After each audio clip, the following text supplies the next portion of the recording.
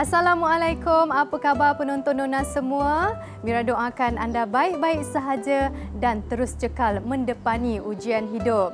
Menurut hadis riwayat Al-Bukhari, dua nikmat yang sering dilupakan adalah kesihatan dan waktu lapang. Sering sahaja kita menganggap sihat dan waktu sebagai dua sahabat yang akan bersama kita sepanjang masa sehinggalah kedua-duanya meninggalkan kita. Sebagai isteri dan juga ibu, pantang kita dengar suami batuk atau anak selsema. Tetapi kerap kali kita diamkan sahaja apabila diri sendiri demam seharian dan kerja rumah tetap jalan juga kan. Mengabaikan kesihatan tubuh badan dengan sengaja seakan-akan menzalimi diri sendiri sekaligus melanggar amanah kurniaan Yang Maha Esa. Kalau bukan kita yang menjaga fizikal dan rohani kita, siapa lagi nak jagakan? Jadi selepas menonton Nona hari ini, pastikan anda cepat-cepat buat temu janji untuk pemeriksaan keseluruhan badan. Menarik di Nona minggu ini. Setiap hari memanah ground 100 arrow. Kalau nak berjaya memang kita kena lalu kesusahan tu. Sebab konsisten training tu yang penting. Dan saya pun selalu tanamkan pada anak-anak, bila kita bertanding, kita bukannya bertanding dengan orang lain, tapi kita lawan target kita sendiri. Fokusnya adalah lebih kepada baju pernikahan, tapi dia masih lagi penuh dengan DNA Sahtan Luna. Selepas saya didiagnos, yang paling drastik adalah transisi hidup sebagai pelajar perubatan kepada pesakit barang payudara. Saya juga terpaksa berhenti belajar dan fokus kepada rawatan kanser yang sangat sukar.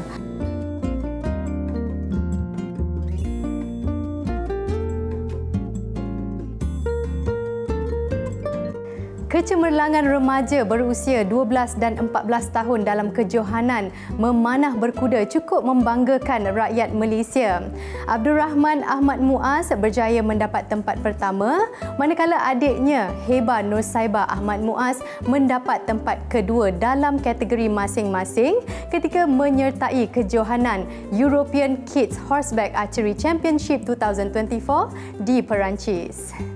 Tulang belakang kejayaan mereka antaranya adalah ibu mereka sendiri, Nurul Fatim Ridayu Ramli 39 tahun sehingga berjaya melakar kejayaan di peringkat antarabangsa. Disiplin dan kesungguhan menjadi asas penting demi meneruskan cita-cita dan sasaran mereka untuk bergelar juara dunia suatu hari nanti. Saksikan kisah inspirasi keluarga hebat ini.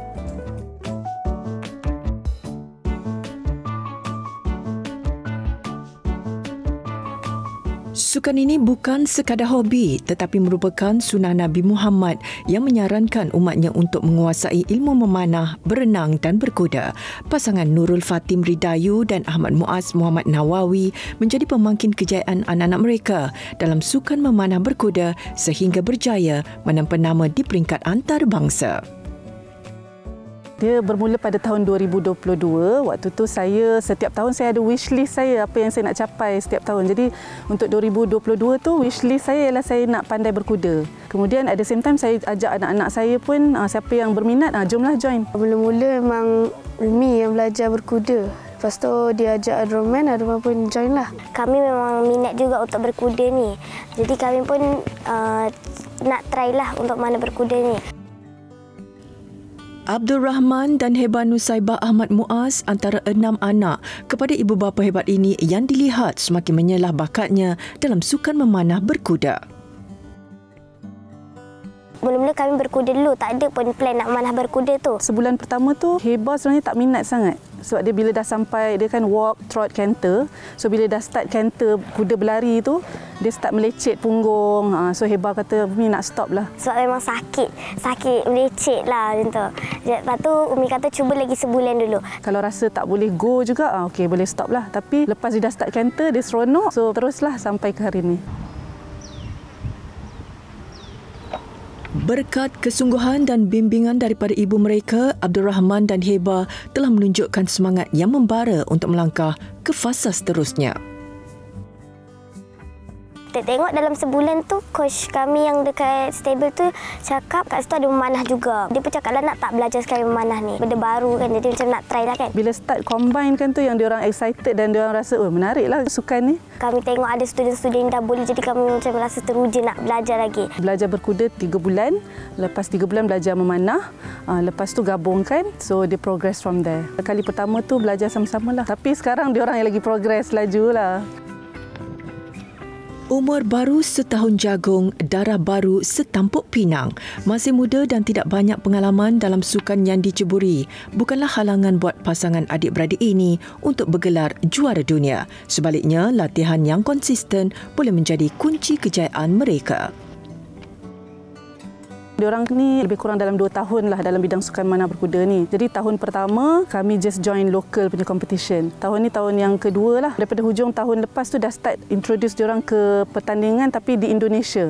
Grand Prix 1, Grand Prix 2, insyaAllah yang final Disember ni. Dan Alhamdulillah mereka perform. Jadi Umi kata kalau dapat pecah high score tu, dapat pergi. So kita orang pecah high score tu, dapatlah. Grand Prix 2 lah mereka capai target. So Umi dah janji kan. So awal-awal tu macam alamak nak kena fulfill lah kan. Tapi memang kami macam tak plan lah nak masuk sebab dia macam terlalu jauh dengan kami pun level masa tu masih macam takut nanti pergi rugi je. Pergi tapi tak ada peningkatan semua kan.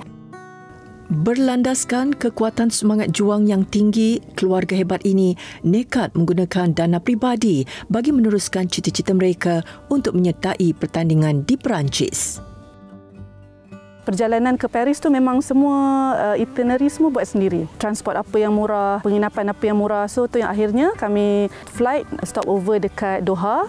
Lepas tu daripada Doha ke Paris. Kemudian dari Paris kami naik bas. So naik bas lebih kurang 5 jam. Lepas tu dari Limoges kami naik train dalam sejam ke Belek. Daripada Belek tu penganjur datang jemput, lebih kurang dalam 5 minit lah sampai dekat lokasi pertandingan. Atlet yang lain sampai ke airport ada transport yang datang ambil diorang kan direct ke tempat lokasi pertandingan. Kita ni atlet ni tapi macam dengan beg dengan mak dengan anak kan. Bertiga ada 2 beg, bow bag, 2 beg tarik itu. Kedua-dua atlet Malaysia ini perlu tiba lebih awal beberapa hari sebelum pertandingan bagi mencari keserasian dengan kuda di sana selain mengikuti bengkel latihan. Dalam pertandingan ini, Abdul Rahman berpeluang menentang 15 atlet dari pelbagai negara. First place for the first time here, and I'm really pleased to welcome from Malaysia, Abdul Rahman Ahmad Muaz. Rasa terkejut jugalah. Terkejut, happy. Sebab mula-mula tu yang format awal-awal tu Arun tak berapa perform. Format dia ada macam-macam. Contohnya yang macam ni, serial. Maksudnya dia 1-1-1. Lepas tu ada format yang dia target betul kat tengah. Lepas tu ada 3, front, side, back. So kita dari awal 90 meter kita shoot sampai habis 90 meter. Lepas tu yang last tu hand track lah. Hand track tu dia macam pusing-pusing hand track. Memang kena kontrol kuda lah. Ada orang perform yang masa last hand track tu. Rata-rata atlet luar negara terkejut apabila Malaysia, sebuah negara di Asia, berjaya merangkul kejuaraan. Ramai coach Hadroman, Umi Hadrom mindset kan kalau lawan ni jangan fikir nak menang. Fikir macam enjoy je, main enjoy. Contoh je lah, lawan diri sendiri. Diorang pun enjoy pergi nak belajar, nak daripada kawan-kawan yang lain, daripada guru-guru, banyak sifu-sifu di sana yang hebat-hebat. Kita orang kawan, so memang tu ialah mindset cakap kalahkan diri sendiri. Kami sebenarnya pergi bukanlah harapannya nak menang dan saya pun selalu tanamkan pada anak-anak bila kita bertanding, kita bukannya bertanding dengan orang lain. Kita bukan lawan orang lain tapi kita lawan target kita sendiri. So anak-anak ni diorang dah ada scoring mereka yang lepas. Jadi itu jadi kira macam penanda aras lah. Kita nak beat this record. Jadi contohnya yang sebelum ni kita dapat markah 80. So yang ni kita target nak dapat 90. That's why bila pergi pun tak ada, bukan dalam keadaan stres, rasa macam nak menang. Kalau menang tu bonus lah.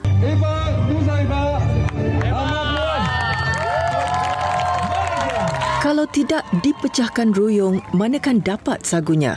Heba Nusaibah, anak ketiga dalam keluarga, turut menunjukkan prestasi cemerlang dengan menduduki tempat kedua dalam kategorinya. Sebelum pergi tu memang training jauh kan, daripada Gombak ke Batang Kali lebih kurang sejam. 2 minggu sebelum pergi France, memang kami intensif lah setiap hari pagi petang. So kadang-kadang hujan. So ada pernah sekali ni pengalaman kami training waktu tu petang. Hujan lebat sangat. Lepas tu saya nak bawa balik kuda dah cakap dah tak boleh ni.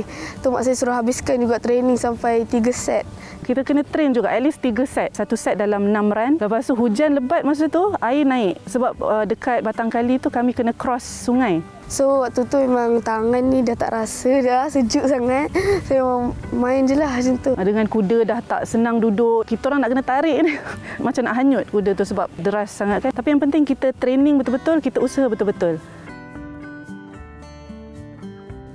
Usaha keluarga ini berbaloi apabila kedua-dua anak muda ini berjaya melakar kejayaan dengan cemerlang. Kemenangan ini membangkitkan lagi semangat Arba Equestrian Archery, sebuah kumpulan sokongan memanah berkuda untuk melahirkan lebih ramai bakal juara dunia dari Malaysia. Bila dapat tahu kata ada pertandingan di Eropah, nak masuk pertandingan ni first kena achieve dulu target di Grand Prix Indonesia. Kemudian yang kedua, kena ada persediaan dana. Jadi viral bila kata mereka jual kuih raya lah apa semua. Sebenarnya kuih raya tu is part of usaha ke arah nak pergi ke Eropah tu. Sebenarnya of course lah dana kebanyakannya daripada mak ayah, daripada atuk nenek. Tapi cakap pada mereka, kalau nak pergi, korang pun kena usaha juga, buatlah apa-apa projek perniagaan untuk kumpul dana. Lepas tu Umi kata tak apa, try je jual apa-apa untuk naikkan dana. Umi suruh usaha untuk cari dana sendiri semua. Jadi kami pun berusaha lah untuk buat semua tu. Heba dia jual kuih raya, dia kerja dekat kedai mak saya. Saya buat aero, saya jual aero. So kita nampak dia orang bersungguh-sungguh nak pergi dan dia orang berusaha lah. Kita pun tak nak biar dia orang senang-senang nak pergi mana boleh pergi kan. So bila dia orang ada effort tu, dia orang akan hargailah hasil tu. Fatim, suri rumah serba boleh ini turut mengusahakan perniagaan kecil-kecilan di kediamannya sebagai sumber pendapatan. Dia sanggup melakukan apa sahaja asalkan dapat membimbing anak-anak dengan kudratnya sendiri. Mereka ni adalah homeschoolers, tapi mereka juga ada jadual rutin harian mereka. Setiap hari memanah ground 100 arrow. Kemudian dalam 2 kali seminggu ataupun at least sekali seminggu mereka akan latihan bersama kuda, memanah berkuda macam inilah setiap hari Selasa. Memang penat lah bila nak hari-hari nak kena latihan ni. Tapi sebab kita kalau nak berjaya memang kita kena lalu kesusahan tu. Sebab konsisten training tu yang penting. Tapi bila dah menang ni baru rasa dia punya hasil dia bila kita latihan sungguh-sungguh. Sebagai seorang ibu, jurulatih dan pendidik, susuk hebat ini berperanan besar dalam membimbing Abdul Rahman dan Heba. Balik daripada latihan ground tu mereka akan buat kerja sekolah. Walaupun homeschool tapi saya jadualkan mereka supaya mereka belajar juga subjek-subjek untuk SPM. Selain daripada buat kerja sekolah tu, diorang sehari perlu hafal 2 baris ayat Quran. Dia macam self-directed learning lah. Maksudnya kita letak je KPI seminggu, half of the page of the Quran hafal. Nak hafal bila tu terpulang pada mereka. Kemudian seminggu sekali akan ada ustaz datang ke rumah untuk tasmik hafazan diorang. Pasangan ini berazam untuk tidak mengabaikan kewajipan dunia dan ukrawi dalam membentuk waris generasi terbaik masa hadapan. Dan saya nak ucapkan terima kasih banyak-banyak dan kami sangat bersyukur kerana Abdul Rahman dan Heba mempunyai seorang ayah, saya mempunyai seorang suami yang sangat-sangat supportif. Alhamdulillah Allah permudahkan. Terima kasih banyak-banyak Umi sebab latih Abdul Rahman sampai dapat jadi juara dan juga pada keluarga yang dah support. Terima kasih sebab berusaha untuk anak-anak juga. Terima kasih Umi sebab dah didik sampai berjaya. Inilah yang dikatakan tangan yang menghayun buayan mampu menggoncang dunia.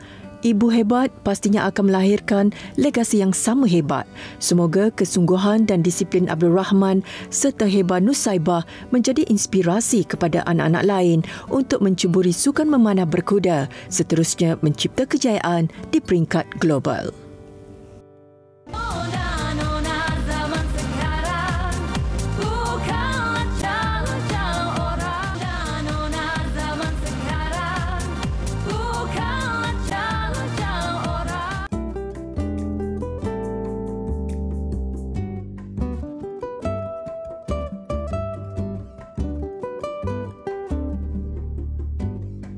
Minggu ini Nona bersiaran di sebuah kediaman milik pasangan Puan Safrida Mat Yunus dan Encik Fadlin Nazaruddin yang terletak di Taman Melawati, Kuala Lumpur. Apa agaknya inspirasi tuan rumah dalam memilih dekorasi? Jom kita tanya sendiri Puan Safrida. Apa khabar Puan? Alhamdulillah, khabar baik. Baiklah, melihat pada susun atur yang sedia ada, apakah konsep kediaman ini? Rumah ini berkonsepkan modern and contemporary yang mana mengikut kesuasaian dan keselesaan family kami lah. Bila kita melihat rekaan rumah ini seakan-akan sepotong pizza, memang cukup menarik dan berbeza daripada teres yang lain. Apakah keunikan di sebalik kediaman ini? Rumah ini memang asalnya begitu, rumah lama 80-an. Dia bukan disebabkan seperti sepotong pizza, tapi disebabkan persekitaran dan juga facilities dan juga tempat yang strategik lah.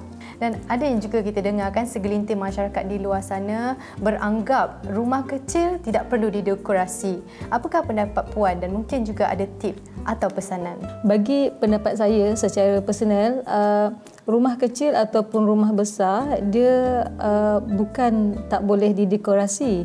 Boleh saja, tapi kita pandai menggunakan ruang ataupun space tersebut. Baiklah Puan, terima kasih kerana sudi bersama Mira hari ini. Semoga perkongsian ini memberi inspirasi buat penggemar dekorasi.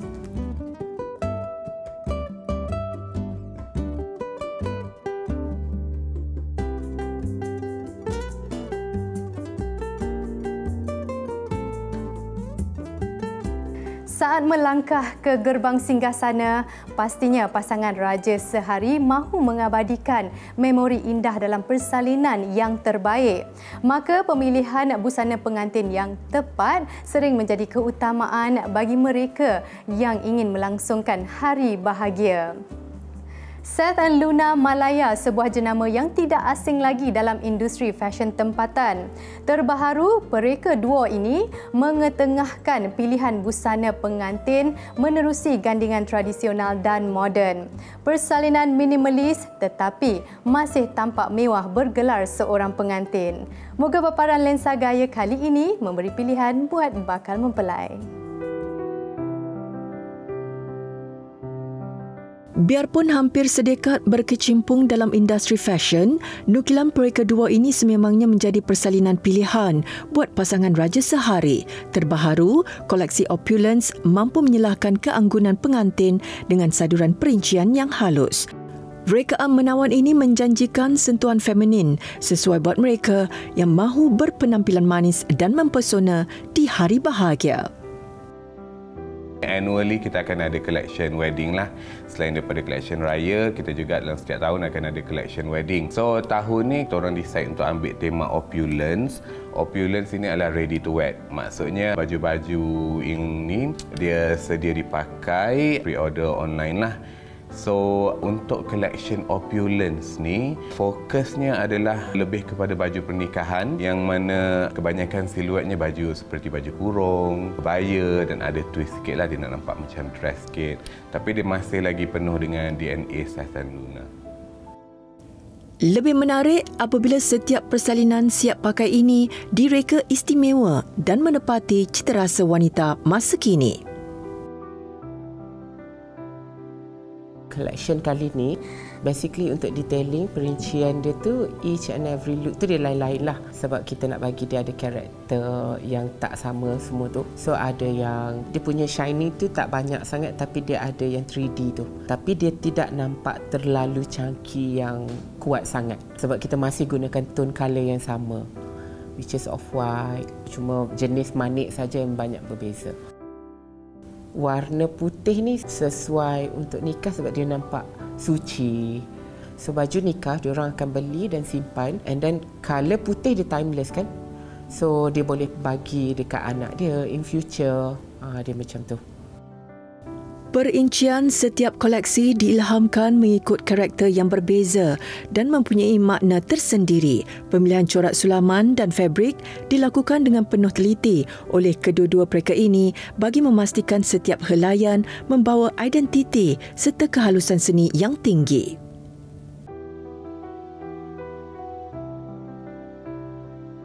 Material yang kita gunakan lace, material yang typical untuk wedding lah, macam chiffon. Kita ada juga gunakan crepe materials. Tapi apa yang interesting adalah kalau kita tengok lace pun, dia sebenarnya dia bukan daripada lace yang kalau kita cari kat kedai dia terus ada. Maksudnya adalah kita cari lace tu adalah lace yang kosong. Lepas tu kita akan combine sulam. Lepas tu atas tu baru kita buat pula perincian hand bead. Maksudnya kita bagi exclusivity tu lah. Walaupun dia ready to wear, tapi sentuhan exclusivity Stella Luna tu masih ada dekat situ. Collection kali ni, saya rasa yang menjadi highlight utama adalah detailing. Sebab untuk previous collection yang sebelum-sebelum ni yang kita pernah buat, kebanyakannya detailing dia sangat bersifat ready to wear, which is benda yang sangat simple, dia tak intricate, and then dia very minimal. Untuk kali ni kita ekstrakan sikit dari segi jumlah beading, dari segi rekaan design beading tu juga. Selain busana pengantin dengan sentuhan moden, jenama ini turut menawarkan pilihan tradisional klasik yang memukau. Antaranya rekaan kebaya eksklusif buat mempelai. Elemen warisan dan gaya kontemporari digabungkan dengan teliti bagi memastikan pengantin kelihatan anggun dan menawan di hari istimewa mereka. So hari ini saya nak kongsikan beberapa tips untuk menggayakan koleksi opulence ni. Untuk bakal pengantin yang dapatkan baju ni, sebenarnya you guys dah tak perlu pening. Sebab dia dah datang sekali dengan cape ni, which is dah sesuai. So maksudnya kalau tak ada veil pun tak ada masalah. And then you boleh accessorizekan dengan brooch ataupun dengan crown. Tapi kalau you tak pakai crown, you kena make sure you punya veil tu kena heavy embellish. And then make sure dia punya peletakan tu dia dekat depan sikit, so that at least dia tidaklah nampak muka kosong sangat. Koleksi busana pengantin berkonsep sedia pakai ini bukan saja indah, malah mampu merealisasikan impian pasangan dalam menggayakan busana idaman masing-masing. Menyarum pakaian pengantin yang cantik pastinya menjadi dambaan setiap merpati dua sejoli. Namun, aspek keselesaan harus dititik beratkan agar pasangan berasa lebih yakin dan gembira apabila berjumpa tetamu yang hadir di hari bahagia.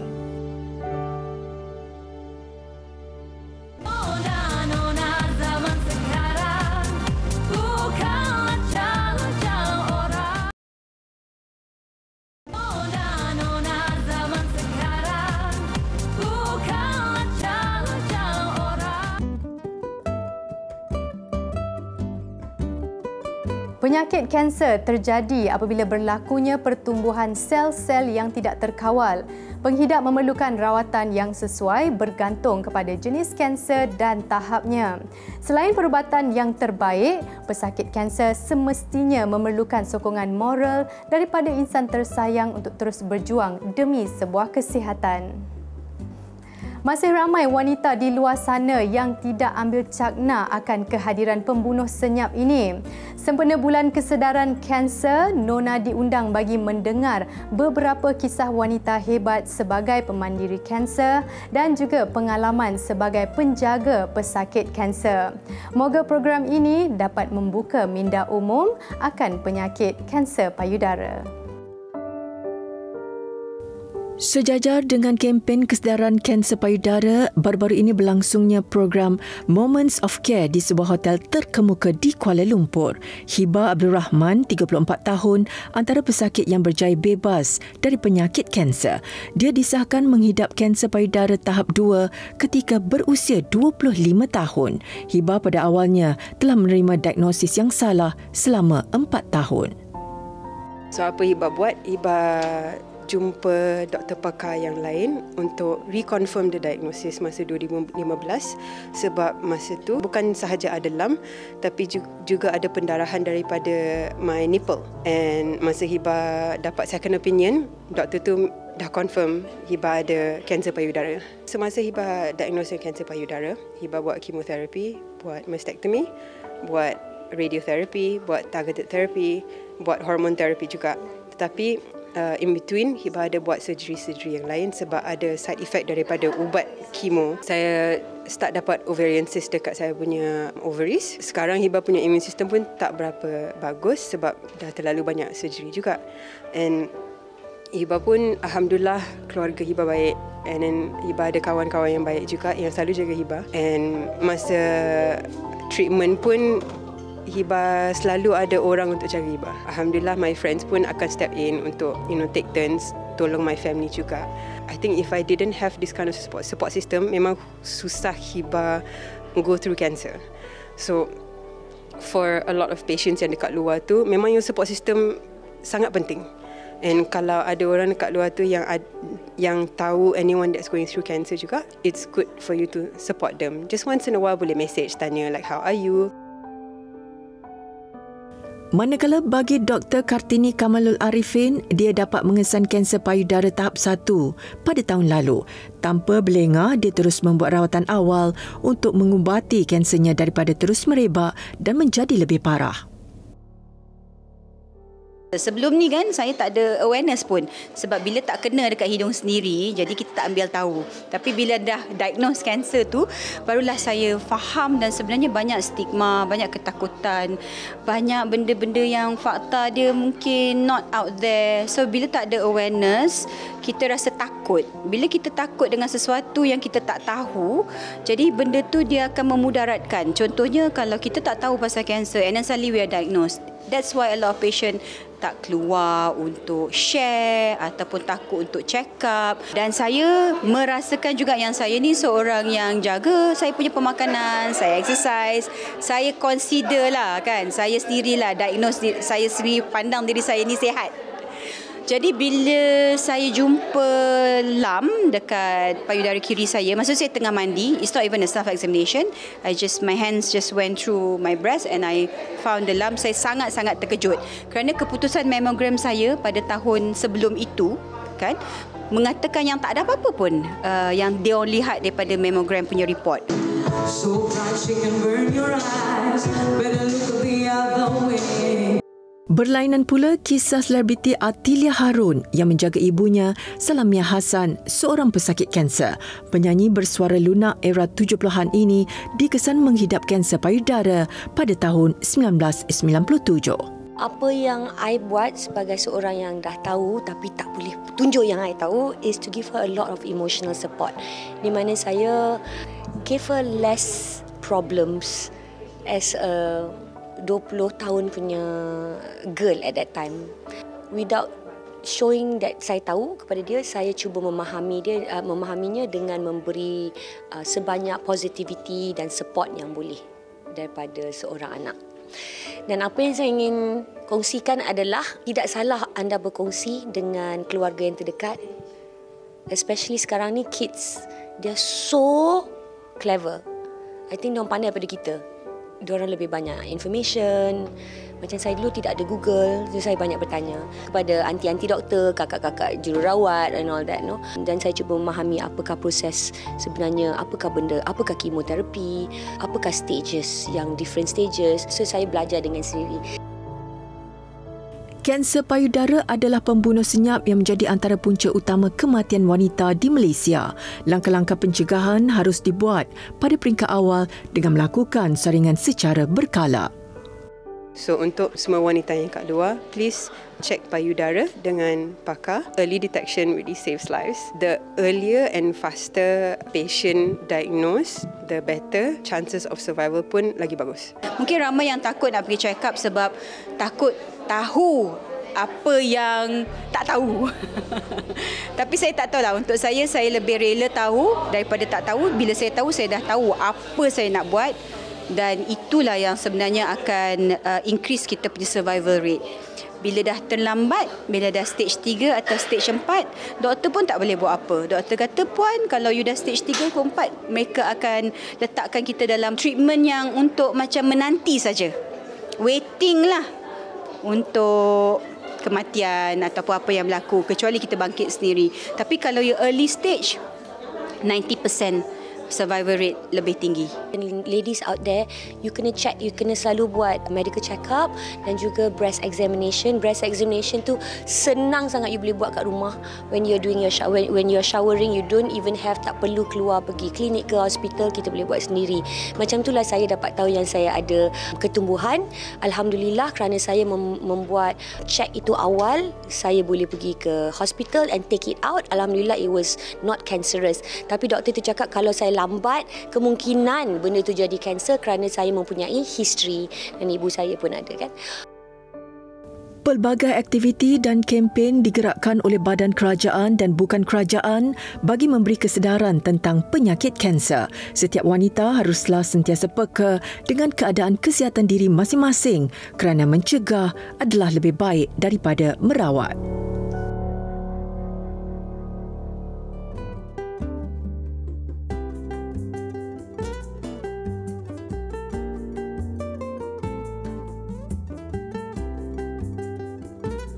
Diuji dengan barah bukan penamat sebuah kehidupan.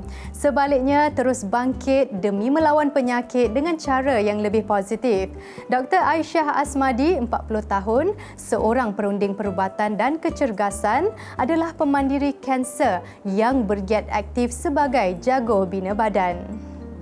Wanita ini disahkan menghidap kanser payudara sebanyak 2 kali pada tahun 2006 dan 2011. Namun, siapa sangka kebangkitannya membuktikan bahawa dia berjaya merangkul pelbagai kejuaraan peringkat antarabangsa. Sempena Bulan Kesedaran Kanser, ayuh kita dekati wanita hebat ini sebagai penyuntik inspirasi dan penguat semangat buat semua pejuang kanser di luar sana. Sebagai seorang doktor perubatan, Dr. Aisyah Asmadi bukan sahaja bertanggungjawab merawat pesakit tetapi juga memberikan harapan dan meningkatkan kesedaran tentang kesihatan. Namun, kehidupan tidak selalu seperti yang dirancang. Mengimbau kembali tahun 2006, Dr. Aisyah telah didiagnosis menghidap barah payudara sebanyak 2 kali ketika masih bergelar pelajar perubatan. Khabar duka itu diterimanya buat pertama kali pada ulang tahun kelahirannya yang ke-22. Terus terang, sebenarnya mentally saya tidak bersedia untuk menerima diagnosis kanser pada hanya umur awal 20-an. Banyak rujuk kepada internet untuk tengok ada tak orang yang macam saya. Kebetulan masa saya dapat kanser, Kylie Minogue iaitu selebriti Australia juga sah didapati kanser pada umur awal 30-an. Jadi dia merupakan saya punya sumber rujukan untuk transisi hidup sebagai pelajar perubatan kepada pesakit barah payudara. Selepas saya didiagnos sebagai pesakit barah, saya terpaksa menghentikan kehidupan saya. Yang paling drastik adalah perubahan identiti. Daripada seorang yang aktif, ceria, kemudian saya juga agak fit di mana saya daripada awal menceburi bidang cardio-based workout seperti hiking, running dan juga seni mempertahankan diri. Saya juga terpaksa berhenti belajar dan fokus kepada rawatan kanser yang sangat-sangat sukar. Saya terpaksa ambil cuti kanser selama 1 tahun. Anak jati Kuala Lumpur ini tidak pernah berangan untuk menjadi seorang atlet bina badan negara. Segalanya bermula sebagai seorang pesakit barah yang ingin kembali cergas di gimnasium. Namun, tanpa disangka, bakatnya dalam bina badan telah dikesan oleh jurulatihnya sendiri. Untuk menjaga kecergasan, Dr. Aisyah sentiasa mengamalkan pemakanan seimbang dan mengambil suplemen tambahan. Saya sebenarnya just start untuk buat fitness. Saya nak kuatkan badan, lepas tu saya nak buang water retention dekat dalam badan. Saya punya personal trainer merupakan seorang jurulatih sukan bina badan. Dia bina otot saya di mana badan saya berubah secara 100% estetik. So saya tengok badan saya lebih simetri, lebih seimbang dan ada hourglass shape. Daripada situ saya rasa macam seronok kerana bila kita buat badan dan kita nampak progress, dia merupakan sesuatu yang you have a glimpse what you can look like in the future. Kerana otot itu banyak satu orang panggil salah tanggap. Diorang tengok kalau macam kalau wanita yang berotot dia akan mirip kepada lelaki. Sebenarnya memang impossible for you to turn into a man kerana kita mempunyai estrogen testosteron ratio yang sangat-sangat berbeza dengan lelaki. Bila kita bina otot badan, di situ kita boleh bina shape yang cantik dan feminin. Bina badan dengan pencegahan kanser ni dia seolah-olah macam seiring. Bila bina badan, kita terpaksa bina otot. Otot yang ada dalam badan membuatkan pesakit bara payudara kurang fragile. Rawatan-rawatan kanser yang saya lalui banyak melibatkan risiko rapuh tulang. Jadi bila saya buat aktiviti bina badan, saya bina otot dan saya boleh lawan komplikasi ubat yang buat tulang saya rapuh tu. Bila kita masuk bina badan, kita kena sangat jaga pemakanan dan kita kena 100% fokus kepada training. Di situ memang sukar untuk saya dapat lemak yang berlebihan kerana kita tahu lemak badan yang berlebihan merupakan risiko yang tinggi untuk dapat kanser. Sejak detik itu, gimnasium diibaratkan sebagai rumah keduanya. Latihan bina badan telah banyak membantunya membina stamina dan mencapai fizikal terbaik untuk dia menyertai pertandingan antarabangsa. When I was the club manager of IOR Mall in Puchong, and she was one of our members there, and back then she was totally different to how she is now. Just an average regular gym user. Well, it's been a really truly inspirational journey. Since I've opened up my own business, we've actually done a lot of work with the Cancer Association in Malaysia. We've done a lot of classes for cancer survivors, and Dr. Aisha has been one of those people that have basically got back on her feet, and not only got back on her feet but managed to really represent Malaysia in a really great way on the global platform. Pengurusan masa adalah sangat penting dan Dr. Aisyah sentiasa menyusun jadualnya sebaik mungkin. Lebih bertuah lagi, dia dikurniakan rakan yang juga pejuang kanser dan mereka berkongsi pengalaman serta saling memberi suntikan motivasi. Sebagai seorang atlet, seorang bekas pesakit bara payudara dan juga seorang doktor perubatan, saya belajar bahawa pengurusan masa sangat penting dan juga pengurusan energi. Sebab energi kita ni macam bateri, sikit je. So jadi kita kena say yes to benda-benda yang penting sahaja. Ramai orang cakap macam Dr. Aisyah ni tak ada social life ke? Tapi sebenarnya kan saya pergi klinik, saya pergi gym dan juga apa-apa aktiviti harian saya, itulah saya punya social life. Kerana saya tahu kehidupan yang terlampau stres pun merupakan risiko untuk buat kanser itu datang balik. Pemikiran positif dan sikap yang sentiasa berpandangan jauh membuatkan Dr. Aisyah semakin bersemangat untuk mengharungi liku-liku kehidupan dengan lebih berani. Untuk sesiapa di luar sana yang sedang melawan kanser, saya nak ucapkan sentiasa tabah dan positif. Akan ada hari yang anda rasa anda tidak mampu untuk harunginya. Di hari-hari yang sukar itu, anda kena ingat bahawa langit tidak selalunya mendung. Jika anda berasa sukar, anda tidak mampu untuk harungi segala cabaran, satu yang anda kena ingat, anda tidak berseorangan. Dapatkan sokongan daripada sahabat anda, keluarga, dan bagi sedikit simpati kepada diri sendiri. You have to be kind to yourself.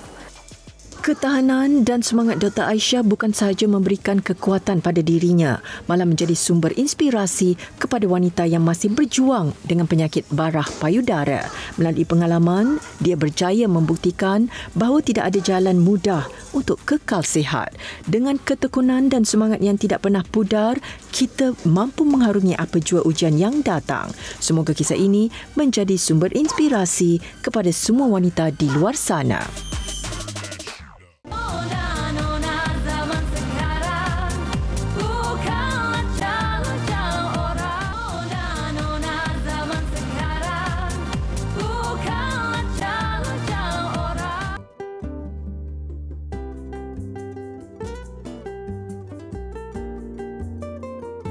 Seni solekan dan wanita diibaratkan bagai isi dengan kuku. Tata rias yang sempurna memberi keyakinan dalam berpenampilan.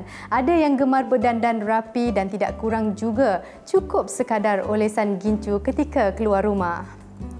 Menerusi kreativiti yang unik, bengkel ini mengetengahkan proses pembuatan gincu khusus buat golongan wanita.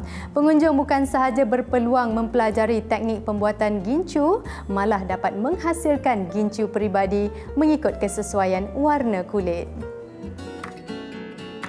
Trend kecantikan hari ini semakin berkembang dengan pelbagai inovasi dihasilkan khusus untuk golongan wanita.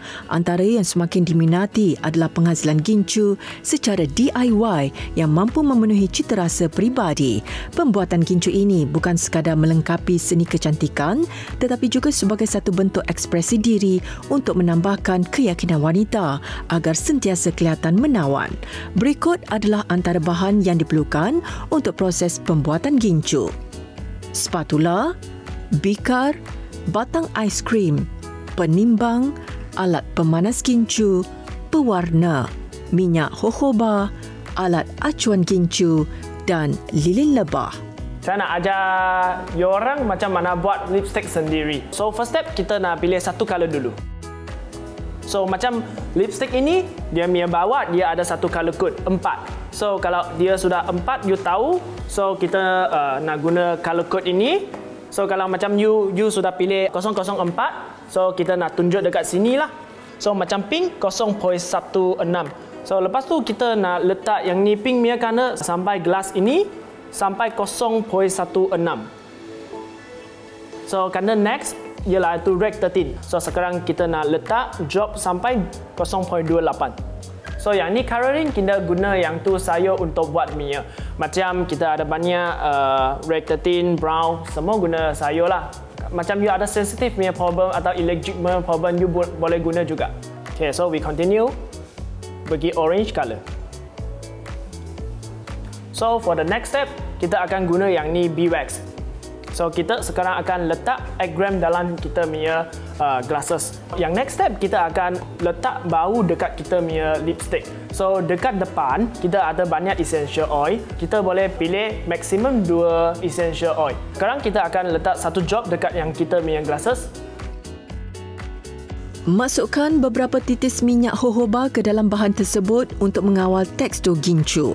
Kemudian, kacau semua bahan di atas alat pemanas gincu pada suhu 90 darjah Celsius sehingga ia bertukar menjadi cecair. Tips penting untuk menentukan warna gincu yang sesuai dengan bibir, letakkan cecair berkenaan pada pergelangan tangan untuk menguji kesesuaian warna dengan kulit. Sementara itu, sapukan minyak organik ke seluruh acuan gincu bagi mengelakkan cecair melekat semasa proses akhir. Dekat proses ini, kita tak boleh macam letak, berhenti, lepas tu angkat, berhenti. Kita mesti nak sekaligus letak dalam kita punya mold. So, kita nak one shot letak dalam. Langkah seterusnya, letakkan acuan cecair tersebut ke dalam peti sejuk dan biarkan selama 11 minit. So yang sudah 11 minit, kita sekarang nak cabut yang tu lipstick. So kita first step, kita mesti nak guna ini. Lepas tu kita nak scoop yang tu balance punya dulu. Nanti akan senang cabut sikit. So after this, we will open up the mold. Okay. So sekarang kita nak open kita punya lipstick casing dulu. Spin to the top. Okay. Nanti kita punya tangan mesti nak macam chicken. 3 hand, we have to hold like this. Kita nak press dia sampai.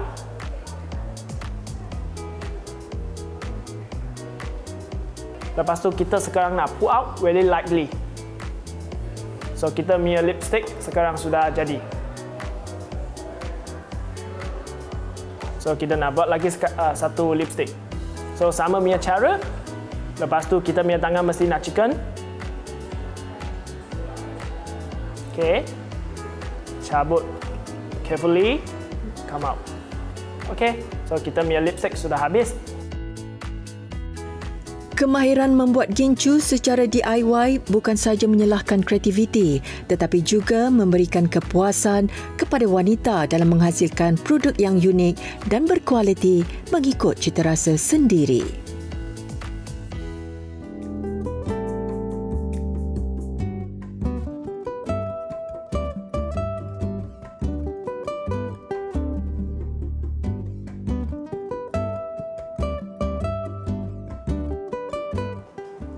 Sihat itu sesungguhnya mahal, tetapi lebih mahal lagi kos yang akan dibayar apabila kita sakit. Jangan berlengah lagi, terdapat pelbagai aktiviti kecergasan yang boleh kita lakukan. Setiap bulan ada sahaja acara larian seperti Marathon Wanita Malaysia yang berlangsung hari ini boleh anda sertai. Terima kasih kerana setia selama sejam bersama Nona sehingga ke penghujung siaran. Sebelum berpisah, 1000 penghargaan buat pemilik kediaman Puan Safrida Mat Yunus dan Encik Fadli Nazaruddin kerana sudi menerima kunjungan kami minggu ini. Seperti biasa, terus layari semua platform media sosial kami di TV3 Nona. Manakala sebarang komen dan cadangan, boleh hantar ke alamat email nona@tv3.com.my. Jumpa lagi minggu hadapan. Jaga diri. Assalamualaikum. Sri Kandi masa kini yang bekerja ya juga ibu dan isteri. Cabaran